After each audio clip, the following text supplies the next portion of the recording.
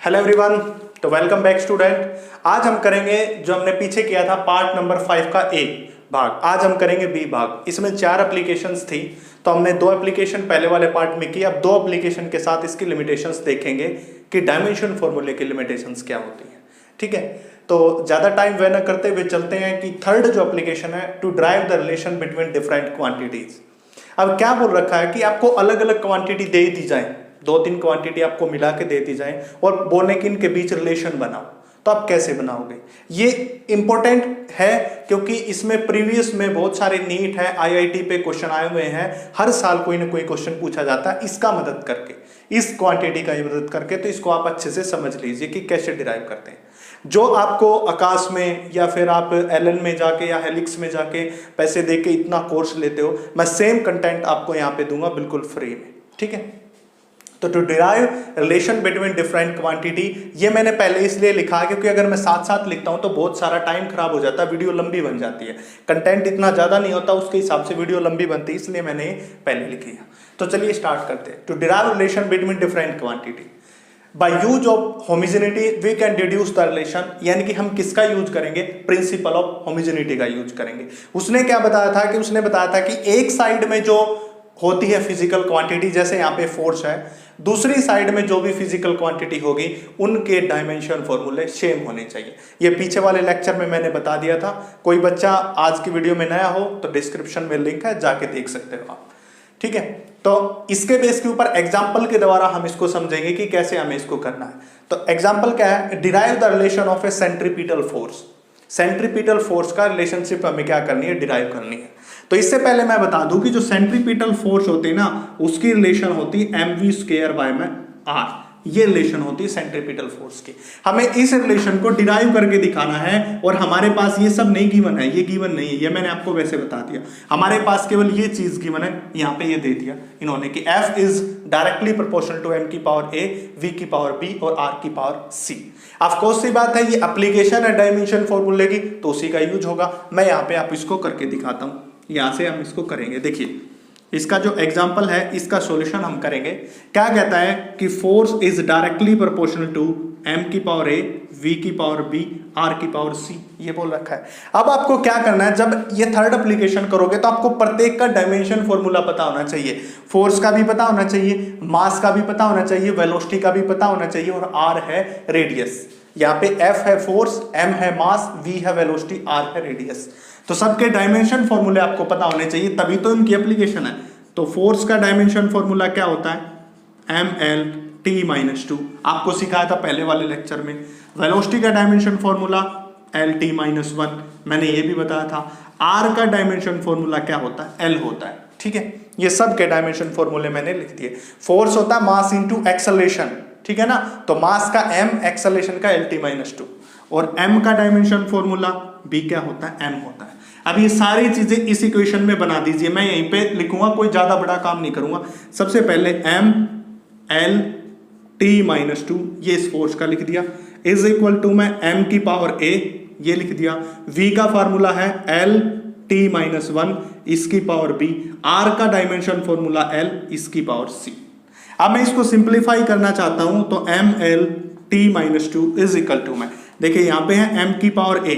अगर मैं इस L को सिंप्लीफाई करूं तो L की पावर b लिखूंगा ना, L की पावर b, और t की पावर क्या लिखूंगा, -b, क्योंकि -1 इंटू b -b, इस b को मैं अंदर लेके आ रहा हूं। इसी प्रकार इस c को अंदर लेके आऊंगा तो L की पावर c हो गया।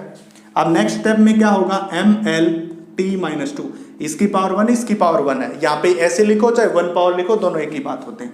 इज इक्वल टू मैं m की पावर a, अब L, एक L ये रहा, एक L ये रहा, दोनों का बेस सेम है तो पावर क्या हो जाएंगी, ऐड, तो b + c हो जाएगा ना। देखिए, इसका बेस भी L है, इसका बेस भी L है, दोनों की पावर क्या हो जाएंगी, ऐड हो जाएंगी। तीसरा बचा t की पावर -b के बराबर। अब हमें क्या करना है कि कंपैरिजन करेंगे, इस वाली क्वांटिटी को इस क्वांटिटी के साथ कंपैरिजन करेंगे, क्योंकि दोनों इक्वल हैं। और हमने ये भी बोल रखा है कि प्रिंसिपल ऑफ होमोजेनिटी क्या कहती है, ये कहती है कि इन दोनों का डायमेंशन फॉर्मूला क्या होगा, सेम होगा। दोनों की जो डायमेंशन फॉर्मूले होते हैं वो सेम होने चाहिए। देखिए, कंपेयर करते हैं। अगर मैं मास को कंपेयर करूं, इस तरफ m है, m की पावर a है, और इस तरफ m की पावर 1 है, तो a की पावर कितनी आ गई, 1। कंपेरिजन किया जैसे मैथ में करते हो। अगर मैं l को करूं तो l की पावर यहाँ पे क्या b प्लस सी, और यहाँ पे कितनी है 1 है। इस तरफ मैं कंपेयर करूंगा तो t की पावर है माइनस बी, और इस तरफ क्या है -2, तो माइनस से माइनस कैंसिल, b की पावर कितनी आ गई 2 आ गई। यहां से हमने निकाल लिया b की पावर 2। अब इसकी मदद से हम और पावर भी निकाल सकते हैं, हमारे पास तीनों आ गए। यहां से मैं इसको साफ कर रहा हूं, देखिए ये दोनों हमने निकाल लिया, इसको भी मैं यहां से क्लियर कर देता हूं। देखिए अब हमारे पास a की पावर कितनी आ गई 1, b की पावर कितनी आ गई 2, और हमारे पास है b plus c is equal to 1।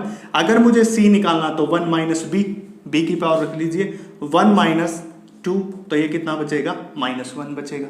यानी कि हमारे पास क्या क्या आ गया, मैं यहाँ पे लिख देता हूँ। हमारे पास आ गया a की पावर 1 आ गई, b की पावर कितनी आ गई 2, और c की पावर कितनी आ गई 1 आ गई। अब मैं इसको क्लियर कर देता हूँ यहाँ से। अब इस फॉर्मूले में फोर्स इज इक्वल टू, मैं प्रोपोर्शनलिटी का साइन हटाएंगे तो मैंने बताया था k आता कांस्टेंट। मैंने पहले ही बताया था, जब मैंने पहला लेक्चर स्टार्ट किया था 11th क्लास का फिजिकल वर्ल्ड, तो वहां पे मैंने बताया था कि फिजिक्स के अंदर जब भी प्रोपोर्शनलिटी का साइन हटाओ तो कोई कांस्टेंट आता है जिसको k कहते हैं। अब m की पावर a की तो पावर 1 है, v की पावर है b की वैल्यू कितनी आई थी 2 आई थी, r की पावर c और c की वैल्यू कितनी है 1। फोर्स इज इक्वल टू में k m v square divided by मार, क्योंकि r -1 है, नीचे आएगा तो प्लस का 1 हो जाएगा। इस k की वैल्यू कितनी होती है 1, क्योंकि ये क्या है कांस्टेंट है, इस कांस्टेंट की वैल्यू यहाँ पे कम कितनी है 1, तो फोर्स आ जाएगा यहाँ पे एम वी स्क्वायर बाय में आर। और यही फॉर्मूला हमें क्या करना है ड्राइव करके दिखाना था। तो रिलेशन ऑफ सेंट्रीपिटल फोर्स कितना आ जाएगा, फोर्स इज इक्वल टू में m v square by r, ऐसे करना ये था। अब इसके बाद दूसरा एग्जांपल देखते हैं, ये आपको कुछ कुछ समझ आया होगा, दूसरे एग्जांपल से और ज्यादा आपको ये अच्छा लगेगा, फील होगा कि ये कैसे सोल्व किया।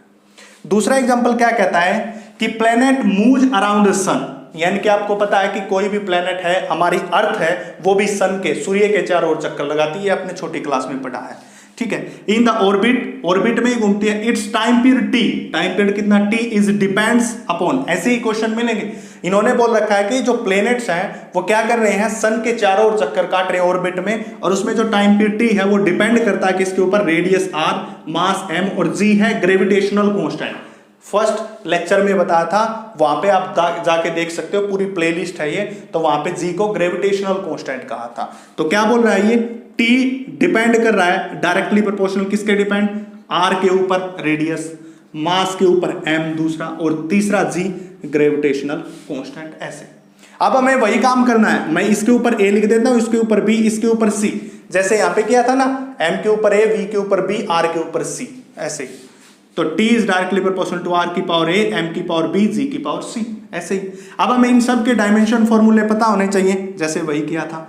टाइम का डायमेंशन फॉर्मूला क्या होता है T, और इसको आप ऐसे भी लिख सकते हो M0 L0 T की पावर 1 -1 नहीं 1, ऐसे भी आप इसको लिख सकते हो, पता है। R का डायमेंशन फॉर्मूला क्या हो जाएगा L, M का डायमेंशन फॉर्मूला क्या हो जाएगा M।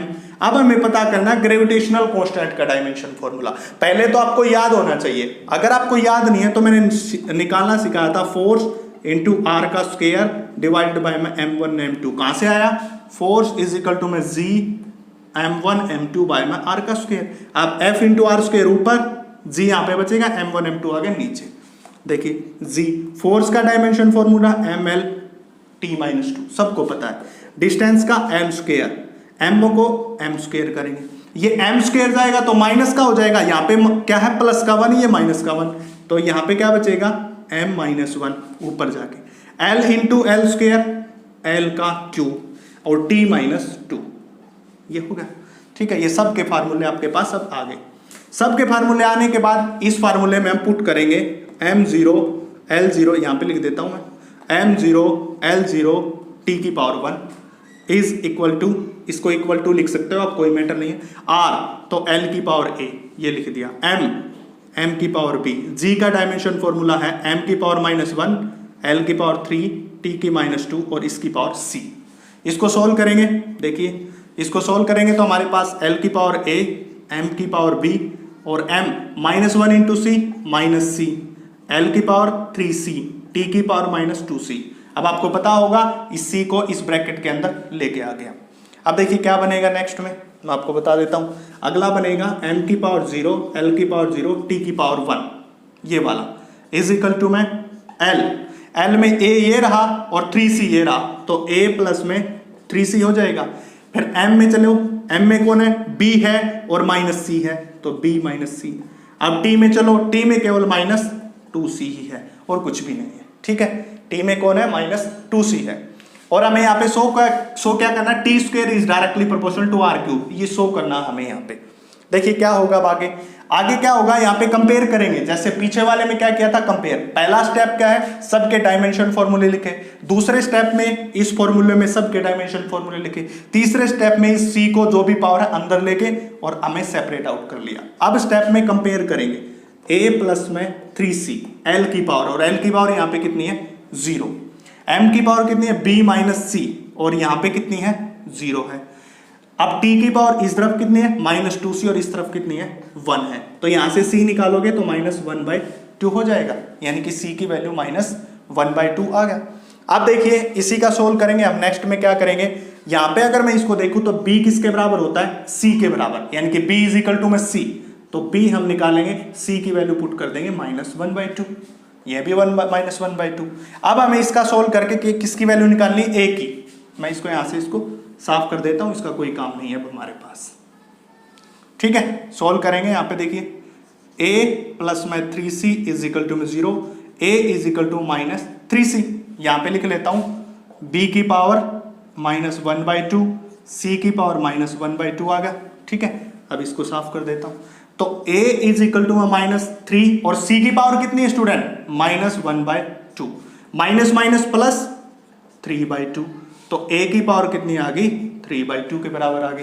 तो a b c तीनों की वैल्यू निकाल ली, इसको यहां से साफ कर लीजिए। फिर आपके पास क्या है, इस फॉर्मूले में सारी वैल्यू पुट करनी है। t, प्रोपोर्शनलिटी का साइन हटाएंगे तो कोई कांस्टेंट k। अब r की पावर a, r की पावर 3/2 होगी। अब होगा m की पावर b, m की पावर b है माइनस 1/2, और g की पावर कितनी है, c की भी वैल्यू 1/2। तो t इज इक्वल टू, इस कांस्टेंट की वैल्यू 1, यहां पे क्या बचेगा, r की पावर 3/2। अब m जाएगा नीचे 1/2, g जाएगा नीचे 1/2, यही तो होगा। इसका माइनस 1/2 था तो नीचे जाके प्लस, g माइनस 1/2 था तो नीचे जाके प्लस। अब इस पूरी इक्वेशन को स्क्वायर कर दीजिए, स्क्वायर करेंगे तो क्या बचेगा, t का स्क्वायर इज इक्वल टू में r 3/2, m 1/2, g 1/2। इसको मैं क्या लिख सकता हूं, m इंटू जी का क्यूब। 1/2 क्या होता है, रूट होता है, तो m इंटू जी का रूट लिख देंगे हम इसका, और इस पूरे का क्या करेंगे, स्क्वायर करेंगे। जब स्क्वायर करेंगे तो इस 2 से 2 कैंसिल, यहाँ पे क्या बचेगा, r की पावर 3 और नीचे mg, क्योंकि स्क्वायर से ये भी कैंसिल आउट हो जाएगा। अब आप देख सकते हो कि t square is directly proportional to r cube, t square is directly proportional to r cube, ये आ गया।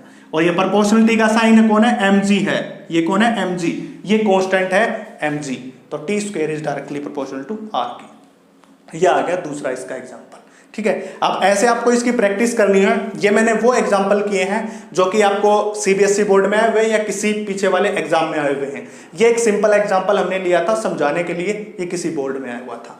मैंने इसके साथ साथ नीट की सीरीज भी स्टार्ट की हुई है, वहां पे आप जाके देख सकते हो कि कैसे नीट में और एम्स में प्रीवियस ईयर में क्वेश्चन आते हैं, ठीक है। तो चलिए नेक्स्ट की तरफ चलते हैं, एप्लीकेशन नंबर 4। ये एप्लीकेशन आपको किसी बुक में नहीं मिलेगी, तो अब फोर्थ एप्लीकेशन करते हैं। फोर्थ एप्लीकेशन क्या है, to change the fundamental units. अब तक हमने क्या किया था कि जो हमने 7 जो फंडामेंटल यूनिट की थी, जो पीछे वाले लेक्चर में है, length, mass, time, temperature, luminous intensity, current, amount of substance, वो हमने फंडामेंटल मानी थी। अब हम क्या करते हैं, उन फंडामेंटल क्वांटिटी को चेंज कर देते हैं, हम अपनी मर्जी से कुछ बना लेते हैं। जैसे कि हमने यहाँ पे क्या किया, to change the fundamental unit, E energy, T time और V velocity as a fundamental. वहां पे एनर्जी और वेलोसिटी डिराइव्ड यूनिट थी, फंडामेंटल तो थी नहीं। फिर हमने अब क्या किया, हमने इनको फंडामेंटल मान लिया, एनर्जी और वेलोसिटी को, टाइम तो था ही एज ए फंडामेंटल। अब हमें क्या किया, हमें पता है कि जो एनर्जी है उसका फार्मूला क्या होता है, ml²T-2। एनर्जी का फार्मूला अगर आपको पता नहीं है तो क्या होता है, force into displacement ml_T-2 into L, तो ml²T-2, ये हो जाएगा एनर्जी का फार्मूला। सिमिलरली वेलोसिटी का क्या होता है, LT-1। हमने क्या किया, energy is equal to ml² by T²। देखिए T-2 था, इसको नीचे लेके आऊंगा तो T² हो जाएगा, एम एल स्क्वायर और नीचे लेके आऊंगा तो टी स्क्वायर। सिमिलरली क्या हो जाएगा, इसको नीचे लेके आया तो एल वेलोसिटी क्या था, वेलोसिटी इज इक्वल टू में l t minus one, v by में t माइनस वन, तो इस तरफ कौन बचा, l बचा। मतलब यहाँ पे l की वैल्यू क्या आ गई, v by t minus one, और e की वैल्यू आ गई M L square T square आ गई। अब अगर कोई पूछे हमसे कि हमें बताओ सरफेस टेंशन का डायमेंशन फॉर्मूला, अब आपसे कोई पूछ ले कि सरफेस टेंशन का डायमेंशन फॉर्मूला क्या होगा, यानी कि सरफेस टेंशन का फॉर्मूला क्या होता है, सबसे पहले वो होता है फोर्स बाय में लेंथ, ये फार्मूला होता है। सबसे पहले आपको फार्मूला पता होना चाहिए। अगर आपको फार्मूला पता है तो आप कर सकते हो, मैं सरफेस टेंशन को एस टी लिखूंगा, सरफेस टेंशन को क्या लिखूंगा, एस टी। तो फोर्स बाय में लेंथ, अब फोर्स का dimension formula m l t minus two, आप सबको पता है कि फोर्स का dimension formula m l t minus two होता है। इसके बाद अगर मैं आगे की बात करूं, आपको आगे लेंथ का डायमेंशन फॉर्मूला एल, तो एल से l cancel, m t minus two, तो यह आ गया सरफेस टेंशन का कितना आ गया, एम टी माइनस टू। कई बच्चे क्या करेंगे, यहां पे लेके आके छोड़ देंगे, ये गलत है। क्यों गलत है, क्योंकि उसने ये बोल रखा है ईटीवी फंडामेंटल है। अब मास फंडामेंटल नहीं रहा तो मास को आप यहां पे नहीं रख सकते, क्योंकि पहले जब लिया था तब फंडामेंटल था, अब तो इन्होंने चेंज ही कर दिया, एनर्जी टाइम और वेलोसिटी को फंडामेंटल माना। तो हमें क्या करना पड़ेगा, एनर्जी इज इक्वल टू में एम, देखिए मैं यहीं पे बता देता हूं दोबारा आपको क्या है ये, मैं आपको बता देता हूं कि देखिए यहां पे क्या था, एनर्जी इज इक्वल टू में एम एल स्क्वायर टी का, ये नीचे आ गया टी का स्क्वायर। अब एल की वैल्यू यहां पे कितनी है, वी टी माइनस वन, ये है, एल निकाल लूंगा तो वी टी हो जाएगी, क्योंकि ये टी ऊपर जाके प्लस का, ये टी ऊपर जाके प्लस का, तो ये होगी। तो एनर्जी कितनी हो जाएगी, m by t square, l की वैल्यू हो जाएगा v square into t square. L की वैल्यू क्या आ गई, वी इंटू टी, तो एल का स्क्वायर का मतलब वी स्क्वायर टी स्क्वायर, यहां से निकाल लिया, तो टी स्क्वायर से टी से कैंसिल, एम वी स्क्वायर की वैल्यू क्या आ गई, ई, जैसे हमने यहां पे किया था m v square is equal to में ई के बराबर आ गया। अब देखिए एस इज इक्वल टू में, यहां से एम की वैल्यू निकालिए इस एम की, तो हो जाएगा ई बाय वी का स्क्वायर, यहां पे निकालोगे तो ये m आ जाएगा नीचे, तो v स्क्वायर जो है v आ जाएगा नीचे, तो e by v square is equal to में m, तो यहां पे रखेंगे e बाय में वी स्क्वायर इंटू में t माइनस टू, हो गया। इसको अब मैं साफ कर देता हूं। अब मैं इस v को ऊपर लेके जाऊंगा तो e v minus two t minus to, ये आ गया डायमेंशन फॉर्मूला सरफेस टेंशन का, e v minus two t minus to, ठीक है। तो इन्होंने क्या किया था, नई क्वांटिटी बना ली, उसको चेंज कर दिया। उसके बाद देखिए ई टी और वी तीनों है इस फार्मूले में, ई भी है, टी भी है, वी भी है। तो ऐसे ही आपसे वो किसी चीज का फार्मूला पूछ लेगा, वो क्या कहेगा कि हमने कोई और पूछ ले कि ई टी वी को फंडामेंटल माना है, इसके बाद आप सरफेस टेंशन का डायमेंशन फॉर्मूला बताइए, तो वो आपसे ऐसे कैसे भी पूछ सकता है, ठीक है। तो ये हो गया हमारा फोर्थ जो हमारा था वो, और इस पे कई बार क्वेश्चन भी आ जाते हैं, इसलिए मैंने आपको ये बताया। अब जो इसका लास्ट पार्ट बचता है वो आता है लिमिटेशंस, यानी कि जो हमने डायमेंशन फॉर्मूले पढ़े हैं उनकी लिमिटेशंस क्या, यानी कि आपको पता है कि अगर आप कोई भी चीज पढ़ते हो, किसी चीज को स्टडी करते हो, तो उसकी लिमिटेशंस होती हैं, तो वो जो लिमिटेशन है उनकी कमियां क्या हैं वो हमें देखनी है।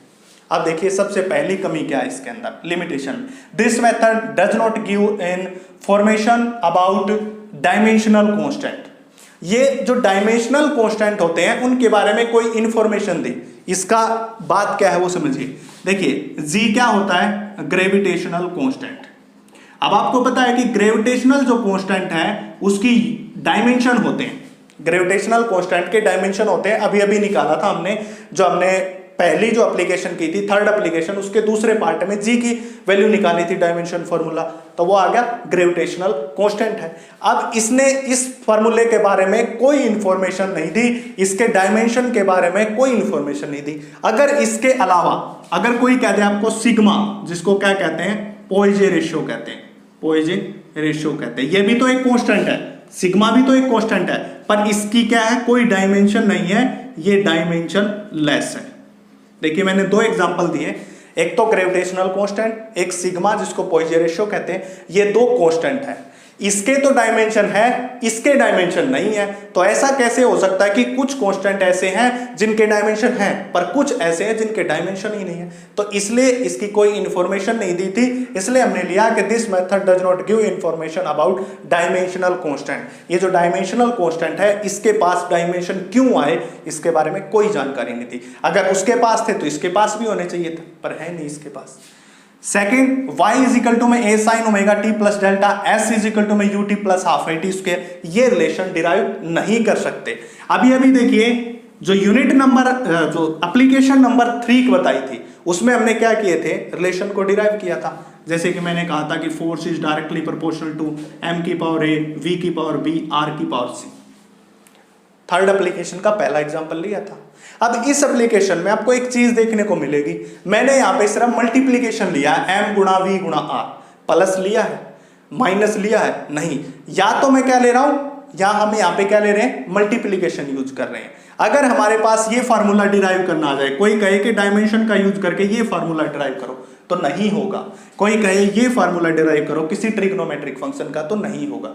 ये कमी थी। मैंने क्या बताया, क्योंकि केवल ये मल्टीप्लिकेशन को कवर करता है। जैसे कि आपको देखने को मिला होगा m is equal to m v r, ये फोर्स का डायरेक्टली प्रोपोर्शनल था mv इंटू आर, तो इसको तो कवर कर लिया, इसको तो मल्टीप्लिकेशन का। अगर सम की बात आए ut plus half A T square, नहीं यहाँ पे प्लस का साइन है, यहाँ पे प्लस का साइन है, इसको नहीं कवर कर सका ये। तीसरी, physical quantity is not unique. इसका मतलब समझिए क्या है, यूनिक का मतलब क्या होता है, अपने आप में वो बिल्कुल विचित्र हो, उसके जैसा कोई भी ना हो। यूनिक चीज क्या होती है, उसके जैसा दुनिया में और कोई नहीं है, उसको कहते हैं यूनिक। पर डायमेंशन फॉर्मूले में जो फिजिकल क्वांटिटी होती है वो यूनिक नहीं है। क्यों? क्योंकि मैंने जब डायमेंशन फॉर्मूला निकाला था तब आपको बताया था, कोई पूछे वर्क का, कोई पूछे आपसे एनर्जी का, कोई आपसे पूछे हीट का, और कोई आपसे पूछे टॉर्क का, इन सब का डायमेंशन फॉर्मूला सेम है। यानी कि जो डायमेंशन फॉर्मूला वर्क के पास है वही एनर्जी के पास है, वही हीट के पास है, वही टॉर्क के पास है, सबके पास सेम डायमेंशन फॉर्मूला। वर्क और टॉर्क के पास भी सेम डायमेंशन फॉर्मूला, हीट के पास। अगर आप कह सकते हो कि सर वर्क तो एनर्जी ही है, तो आप कवर कर सकते हो, तो मैं हटा देता हूं, ये लीजिए। हीट भी एक एनर्जी है, तो मैं इसको भी हटा देता हूं आपका मन रखने के लिए। बट टॉर्क तो एनर्जी नहीं है। वर्क और टॉर्क का भी सेम डायमेंशन फॉर्मूला आप निकाल के देख लीजिए, वर्क और टॉर्क का सेम। तो ऐसा कैसे हो सकता है, इसलिए यूनिक नहीं है। ठीक है। इसके बाद एक खास बात और देखने को मिली होगी कि जब मैंने 2 एग्जाम्पल आपको करवाए, उस दोनों एग्जाम्पल में केवल और केवल 3 क्वांटिटी हमने कंसीडर की है। एक में हमने क्या किया था, T is directly proportional to R, M और G। एक में M, V और R। यही ले, मैंने यहां पे 4 क्वांटिटी यूज नहीं की। या तो मैं 3 कर रहा हूं या 3 से कम कर रहा हूं, मैं 4 क्वांटिटी नहीं ले रहा हूं। तो इसका मतलब अगर कोई ऐसा डायमेंशन फार्मूला है जिसके अंदर 3 से ज्यादा फिजिकल क्वांटिटी है, तो उसका भी ये है जो डायमेंशन फॉर्मूला डिराइव नहीं कर सकता। तो हम क्या कह सकते हैं, जो डायमेंशन फॉर्मूला होता है फेल्स हो जाता है when physical quantity depend upon more than 3। तो क्या कहेंगे, यहां पे लिख देता हूं, इट फेल्स क्या हो जाता है dimension formula, it fails when physical quantity, it fails when physical quantity depend upon more than 3 physical quantity. अगर कोई भी क्वांटिटी 3 से ज्यादा के ऊपर डिपेंड करती है तो तब ये डायमेंशन फॉर्मूला डिराइव नहीं कर सकता। एग्जांपल में time period is equal to में 2 पाई इंटू में, देखिए ये टाइम पीरियड का फॉर्मूला होता है, ये आपको पता होना चाहिए। तो time period is equal to में 2 पाई आई डिवाइडेड बाय में mg इंटू एल, ये डायमेंशन फॉर्मूला। अब कई बच्चे कहेंगे सर टाइम पीरियड का फॉर्मूला तो ये भी तो होता है ना, L/G। ये होता है सिंपल पेंडुलम का स्टूडेंट, इसको तो मैं कह ही नहीं रहा, इसको तो डिराइव कर ही देंगे। ये होता है टॉर्शनल पेंडुलम जिसके अंदर मोमेंट ऑफ इनर्शी का यूज होता है। तो टाइम पे 2 पाई रूट में आई बाय में mgl, इसमें 1 2 3 4 क्वांटिटी आ गई, इसलिए ये फार्मूला डायमेंशन की मदद से डिराइव नहीं कर सकते। तो ये था हमारा कंप्लीट डायमेंशन के बारे में, उसकी एप्लीकेशन, और उसके साथ साथ हमारा क्या था, इसका जो भी लिमिटेशंस थी वो। अगर किसी बच्चे को कोई प्रॉब्लम हो तो कमेंट सेक्शन में मेंशन कर दीजिएगा। आज के लिए इतना, बाकी नेक्स्ट लेक्चर में देखते हैं। Thank you.